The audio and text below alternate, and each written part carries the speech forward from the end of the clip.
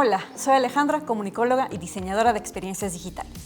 Mi trabajo académico gira en torno a las humanidades digitales. Actualmente se enfoca en el estudio y análisis de la identificación, la simbiosis humano-máquina, el posthumanismo y la virtualidad.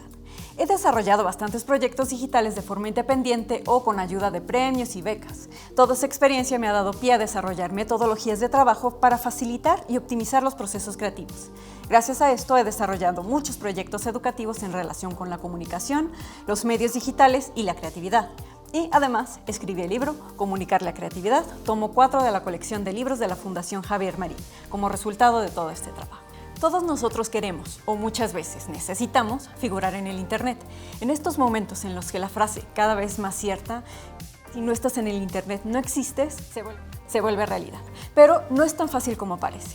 Con todo el mundo compitiendo por la atención, se ha vuelto cada vez más complicado construir una estrategia de comunicación. En este curso introductorio hablaré del proceso de planeación de un producto comunicativo.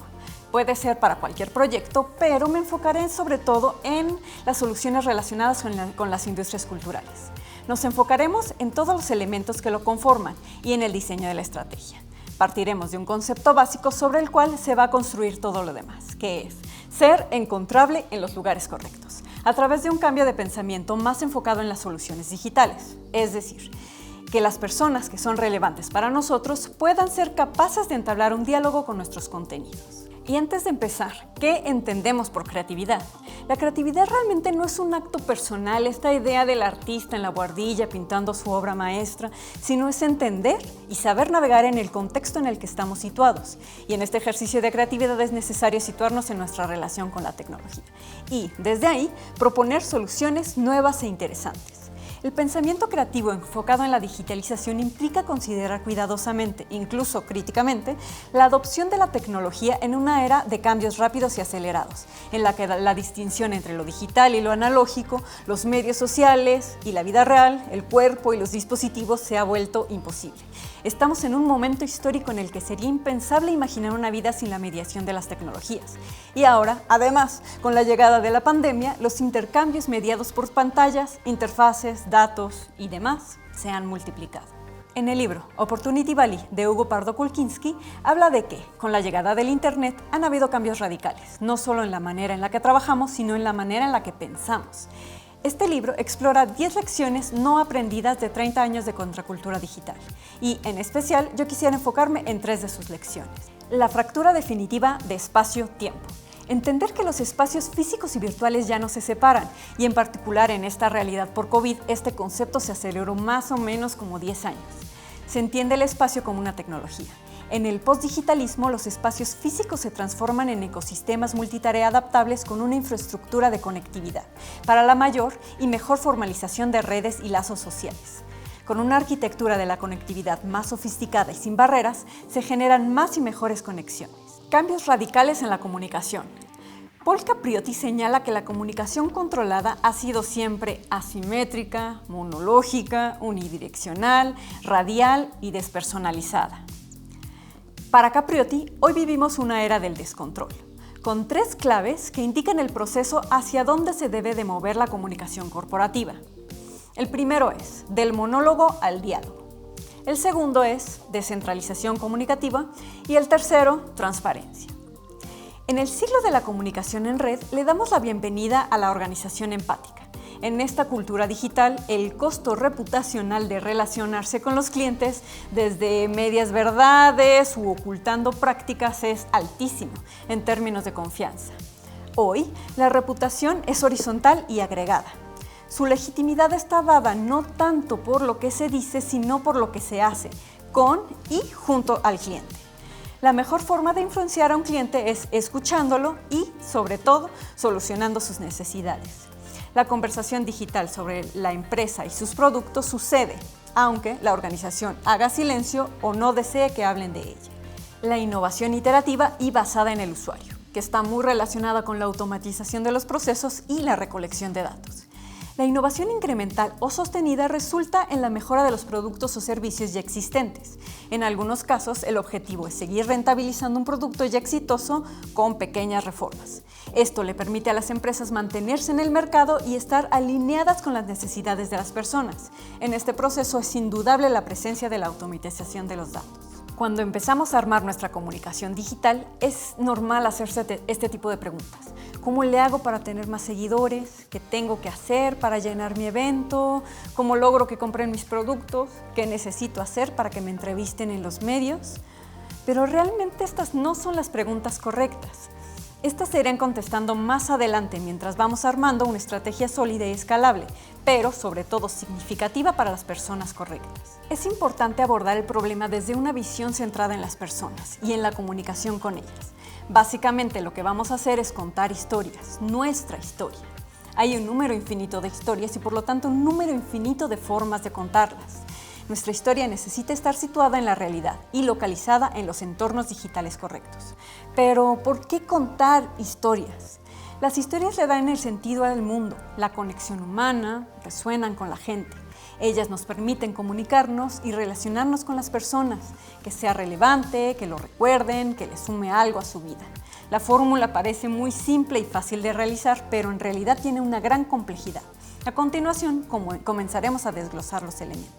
Y para poder contar esta historia hay que armarla de forma metodológica.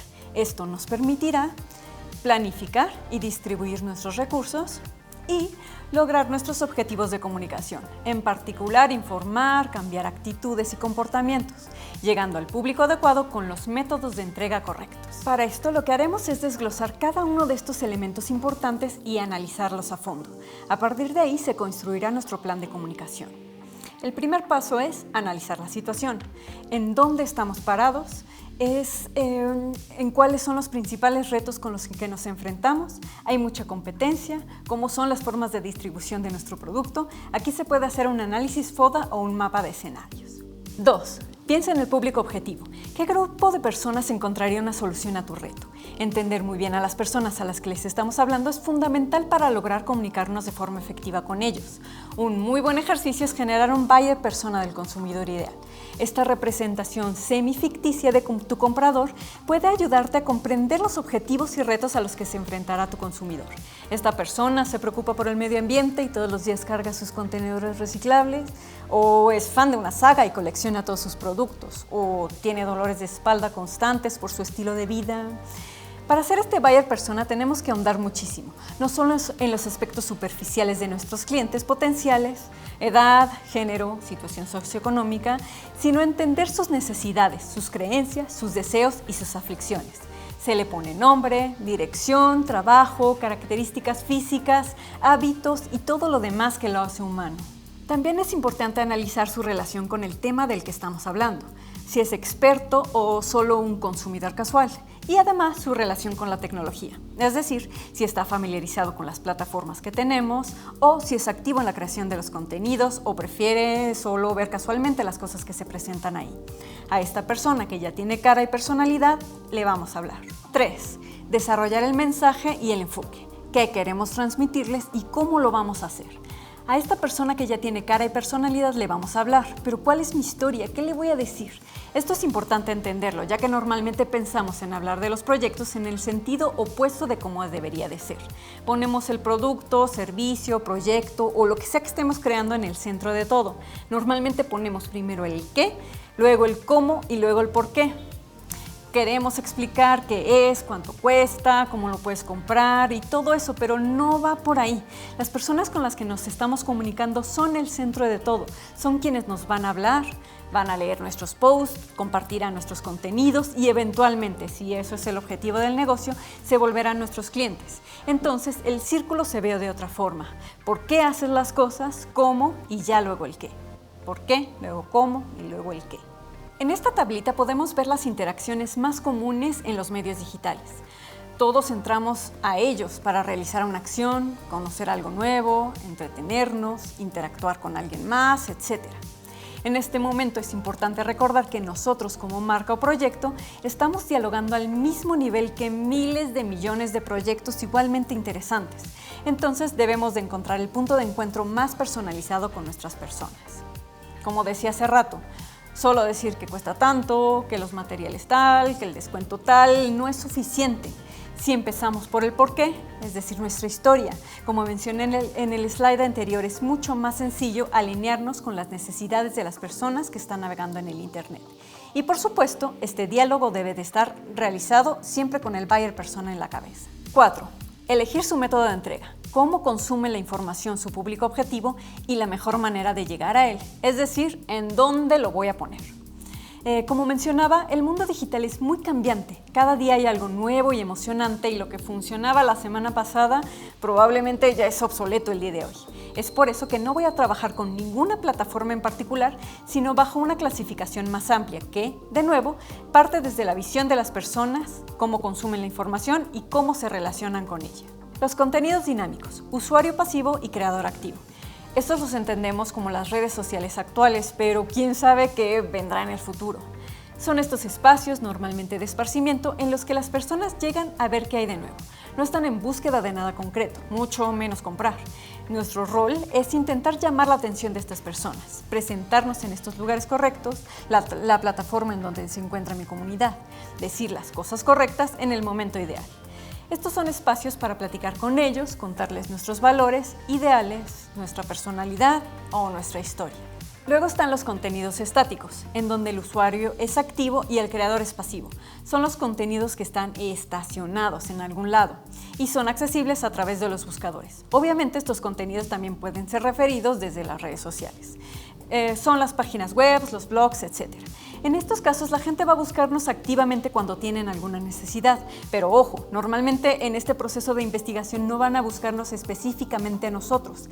Aquí de nuevo es muy importante tener claridad de nuestra identidad como proyecto, porque de esta forma podemos entender mejor cuáles son las palabras clave con las que nos identifican, los términos genéricos que pueden llevar a estas personas a nuestros espacios. También tenemos los canales privados. La comunicación interpersonal se refiere a las muchas aplicaciones y sitios web en la que las esferas sociales que permiten la comunicación en vivo y en tiempo real entre individuos, pequeños o grandes grupos. Estamos hablando del correo electrónico, WhatsApp, Messenger, etc. En muchas ocasiones se olvida que esto es parte de la estrategia de la comunicación y se ve como algo completamente externo. Incluso hay casos en los que esto se maneja en diferentes secciones de la empresa o casos aún más extremos en los que una agencia externa desarrolla los contenidos de las redes sociales y la página y la comunicación directa queda totalmente separada de estos contenidos. Estas acciones normalmente van en las últimas fases de la comunicación para dar seguimiento, resolver dudas o comunicar nuevas oportunidades. Es importante que estos canales también se alineen a la historia y que el tono y la forma sean siempre de acuerdo con el proyecto. También tenemos los canales pagados. Pensar que se puede llegar a una gran cantidad de gente con alcance orgánico ya no es realista. A pesar de que aún hay algunas personas que lo hacen, las cuales probablemente comenzaron cuando era posible crecer naturalmente, cada vez es más complicado y yo diría casi imposible para quienes están empezando y tienen que adecuarse a los parámetros impuestos por las plataformas. De igual forma se compite con contenidos virales que las plataformas interpretan como más interesante, chistes, contenidos inmediatos contados de forma visual y atractiva o noticias actuales. Si se quiere mayor visibilidad, comienza a ser cada vez más importante impulsar con dinero las publicaciones, en la medida que Internet se ha convertido en un factor clave en la relación de los públicos y ha desestabilizado las plataformas enormes como la televisión y el radio, es lógico que aumente la presión para comercializar la información. En esta era postdigital se están reformulando las maneras de hablar con la gente desde la publicidad pagada y actualmente las industrias creativas pueden hacer un muy buen uso de ella. Es importante que esta comunicación, de nuevo, parta del discurso general y no sea algo completamente externo para poder alinearse con todo lo demás. Estas acciones se pueden realizar en cualquier fase de la comunicación, pero se tienen que alinear con objetivos y metas específicas para hacer un uso optimizado de nuestro presupuesto, como por ejemplo invitar a gente a una inauguración o dar a conocer un curso de ilustración en línea, etc. Así como una expectativa real de los resultados que se piensan obtener. Estos objetivos se pueden desglosar al máximo para delimitar lo que se quiere lograr en cada etapa de la comunicación. Contenidos compartidos por otros. Es decir, que otras personas hablen de mí. Si partimos de la premisa básica de que la condición de existencia de un proyecto es su inserción en el nicho, una parte fundamental de la estrategia es que la validación de los pares y agentes. La reputación digital se ha vuelto una forma específica de capital social individual que, además de lograr visibilidad y mensurabilidad, es un gran apoyo para transitar de lo digital a lo real y lograr con ello los objetivos propuestos. Aquí estamos llegando al último paso del inbound marketing. Hugo Pago Kulczynski, en su teoría de la contracultura digital, menciona que uno de los elementos más fundamentales de la construcción de un discurso online es la economía de la reputación. La idea es que, aunque siguen existiendo mecanismos de legitimación oficiales, universidades, organismos gubernamentales e instituciones privadas enfocadas en campos específicos, es cada vez más importante ser legitimado por los pares. En esta tabla podemos visualizar los diferentes grados de resonancia en la comunidad co-creativa. Ya no es como en los medios tradicionales de comunicación, en donde estos mandan un mensaje y llega directamente al consumidor. En el caso de las redes se complejiza. Es posible que para que yo vea un contenido creado por alguien, este ya pasó por varios espacios antes. La instalación de una pieza de arte urbano, por ejemplo. Esta habrá hecho un viaje largo hasta llegar a mí. La publicación de un portafolio digital, la difusión de un boletín de prensa a medios especializados, la publicación de alguno de ellos en su plataforma, un amigo que lo compartió y ya yo lo vi. Esto es bastante interesante en varios aspectos. Uno, el que decía al inicio, no se necesitan millones de seguidores en nuestros canales. Con un grupo de seguidores fieles y reales y una buena estrategia para aprovechar a nuestros aliados, se puede llegar a las personas correctas en los lugares correctos. Y dos, todos estos viajes y participación en diferentes espacios nos dan validación y credibilidad. No es lo mismo que yo como artista diga que está linda mi pieza, sino que ya al aparecer en espacios especializados obtiene validación, además de visibilidad. Esta validación también viene de nuestros contactos más cercanos, a quienes les creemos y probablemente compartamos gustos y aficiones similares. Esto puede ser contraproducente en el caso de las fake news, pero esto es otro tema que será tocado en otra ocasión. 5. Elaborar un plan con los recursos necesarios y un calendario. Este plan tiene que estar muy bien alineado con los objetivos de nuestro proyecto. Debe de tener metas realistas y alcanzables y que se alinee con la estrategia de comunicación general del proyecto. Establecer un mecanismo de evaluación es fundamental para saber si lo que estamos haciendo es lo correcto, si los mensajes están llegando adecuadamente, si los métodos o las actividades son las indicadas. Incluso debemos revisar el calendario y los recursos constantemente. Estos mecanismos de evaluación no solo se deben de quedar en revisar las métricas que nos regresan las plataformas, sino ir más a fondo para entender el funcionamiento de nuestra estrategia. Es importante adoptar diferentes metodologías, tanto cualitativas como cuantitativas. Obviamente lo que platicamos hoy es apenas una milésima de lo que se puede hacer en estos espacios, pero es un buen comienzo para que podamos armar una estrategia escalable, iterativa y con objetivos y metas claras. Esta es una plantilla con la que pueden comenzar a hacer el ejercicio. En ella pueden ir colocando todos los elementos que analizamos en este momento para su propio caso de estudio. El caso de estudios es una tienda de discos y accesorios de música independiente en la Ciudad de México en la realidad actual, pandemia, post-pandemia. Es el lanzamiento de la tienda física, localizada en la colonia San Rafael, y su catálogo digital que se puede adquirir a través de un e-commerce propio. El objetivo general es dar a conocer la tienda, generar leads y realizar un evento muy pequeño por las restricciones de salud para dar a conocer el lugar y el catálogo. La idea es hacer el análisis de los componentes y proponer una posible solución. Quisiéramos saber dónde y cómo van a pasar los mensajes y un par de ejemplos de su aporte visual. La idea es desglosar cada uno de los 6 puntos que analizamos aquí. El primero, la situación. El 2, el público objetivo. El 3, el tipo de mensaje que vamos a hacer. El 4, los canales que vamos a utilizar. El 5, el plan de acción. Y el 6, la evaluación. Buena suerte con tu trabajo. Ya quiero ver tu copia.